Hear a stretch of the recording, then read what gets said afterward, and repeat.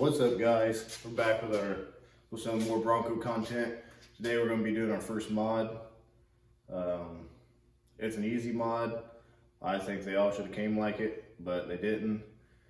And I don't like the way they look, so we're going to take them off. Some of you say I should probably leave them on there, and they're meant to be there. But since some of them didn't come from the factory with them, I don't think they need to be there. So we're going to take them off and make it look better. So what our first mod is going to be is taking off these crash bars. They're both in the front and the rear. You have to take them off to fit bigger tires. That's the plan eventually. So we're going to take them off there. And to take the front ones off, you need to remove this. The back ones, you don't have to remove anything as far as I know. So we're going to get to taking these off, getting the crash bars out of there. So that way we're ready for the lift and the wheels and tires when we get them.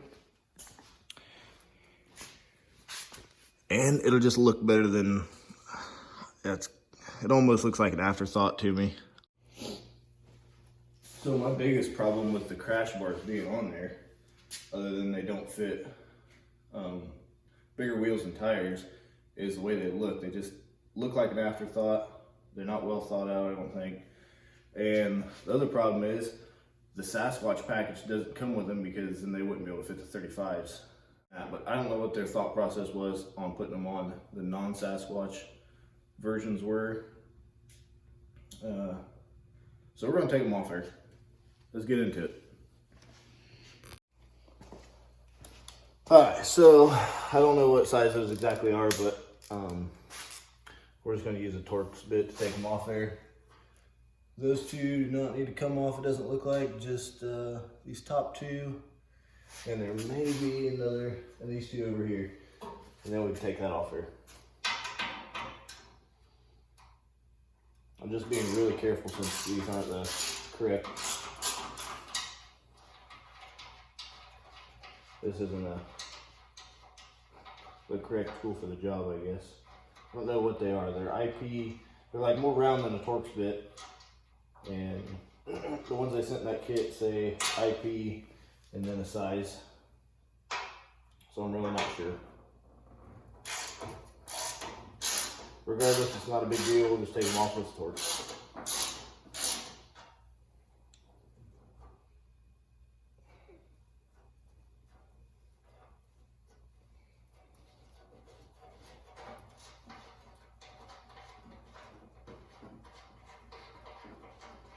We'll probably just loosen the two on the other side and get enough room to get it off, the crash bar off.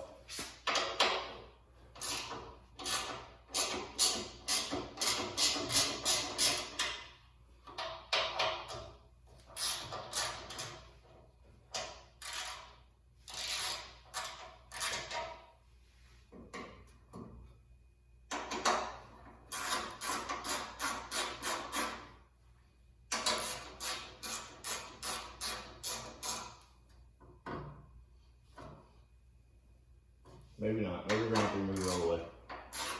That's all right.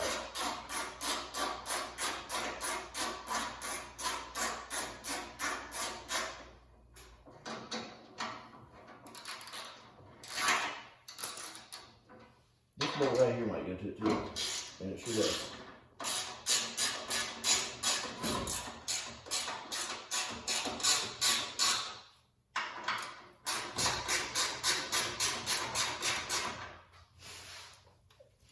That actually looks like that should maybe clear it, we'll see.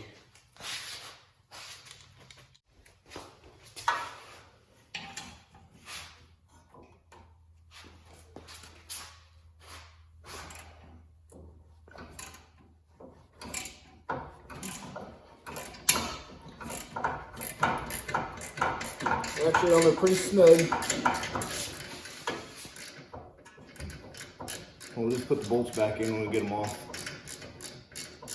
Well, we don't lose them. If we ever need to put them back on, we can put them back on, but I can't think of a reason we put them back on.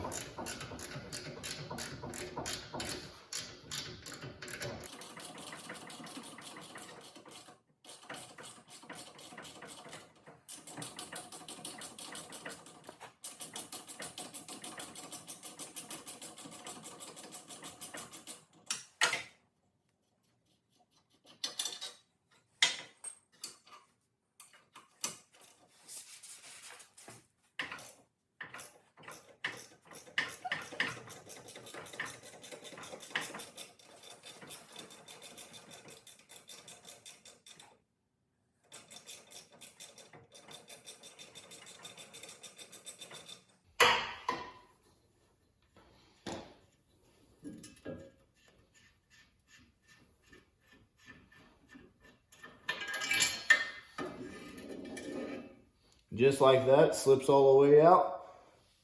Clears the bumper perfectly without taking it off, taking the end cap all the way off. You might want to. It'd be a little easier, honestly, without that in the way. But it wasn't that much of a challenge to get it off there like that. So now we'll just put the bolts back in so we have them for next time. We'll put, well, if we ever put them back on. And then we will take the crash bars and put them away somewhere in case we ever need them, which I doubt we will. And then we'll reattach our bumper just like we took it apart, our end caps of the bumper, just like we took it apart. Push back up there. Start your bolts by hand and get them screwed in there. Re-snug everything up.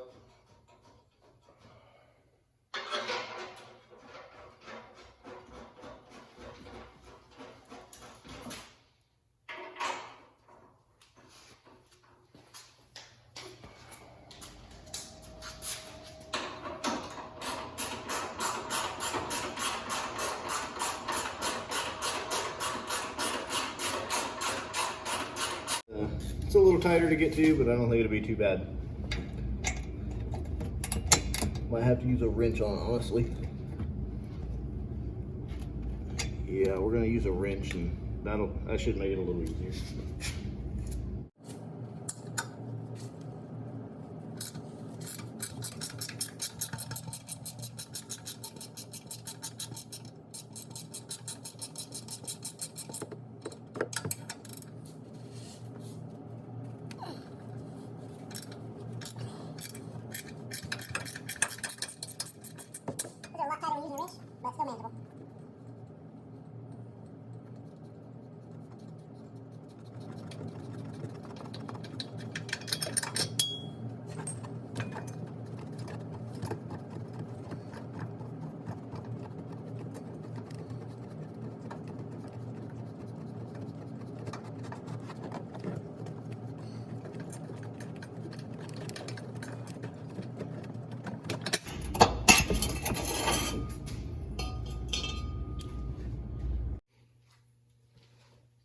Alright guys, so we just finished up that mod, getting off those crash bars. Pretty easy, takes about a half an hour. There's a couple things I learned along the way, just to make it a little easier. One was the Torx bits, those don't fit. T40 will work, it won't strip it out, but I wouldn't push it too hard. I don't know what those actually are, but I don't have them. And I was able to do it without them. You only need 3 tools really. You need a ratchet, 3/8 drive, a T40, and a 15 millimeter socket. And then a 15 mil wrench will make it pretty easy too. It'll help on the back ones because you don't have as much room on the back ones to get the socket and ratchet in there. But it's still doable with the socket and ratchet. You just kind of have to, you would have to push that carpet fender liner back a little bit, and you might struggle with it just a little bit, but it was not hard. Like I said, it took me a half an hour to do it, and it was pretty easy. It's well worth it, I think. I'll show you guys what it looks like now. So before, you used to be able to see it, the bar came out to here, so you could actually see it down here. Taking it off makes it look cleaner, and like I said before, to fit bigger tires, you have to take it off. A couple more tips is, on the passenger side, I took this thing all the way off, and it made it a lot easier to get in there to those bolts. I didn't have to fight through this little opening here. Another tip is, when I did the passenger side, when I did the driver's side, I didn't turn the wheel. The passenger side, I turned the wheel. Gave me more clearance, in this area to get in there and do those 2 bolts. Like I said before, you could get a socket in there. You just see that kind of moves a little bit. You have to massage that out of the way to be able to get in there and get to them. You still do have to massage it just a little bit to get that back bolt in there, because it does rub it, but it's not too bad. I think the last thing to note is, be careful tightening these back down if you're going to put the bolts back in there so you don't lose them. Be careful tightening them down, because the crash bars actually have a bushing in there, and keep from squeezing that,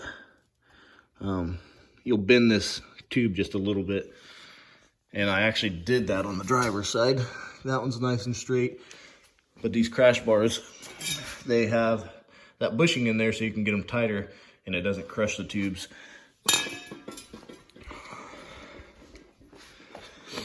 So this is the one that I actually crushed just a little bit. You can see it kind of bowed right there, but it's not major. I guess it's bowed a little bit on the bottom too. It's not any big deal. I don't plan on putting them back on there, but just something to pay attention to. So that's going to wrap up today's video. I know it's quick and easy. It was something I needed to get done anyway, so I figured might as well make a video of it, show everybody how it's done, some tips and tricks on it if anybody else is wanting to do it. It's easy, takes half an hour, makes it look a lot better, a lot cleaner. And if you guys like Bronco content or any other kind of maybe diesel content, stick around. There'll be more. I want to do some nice light installs, some really clean light installs on this, and I think you guys might enjoy that. So stay tuned. Thanks for watching.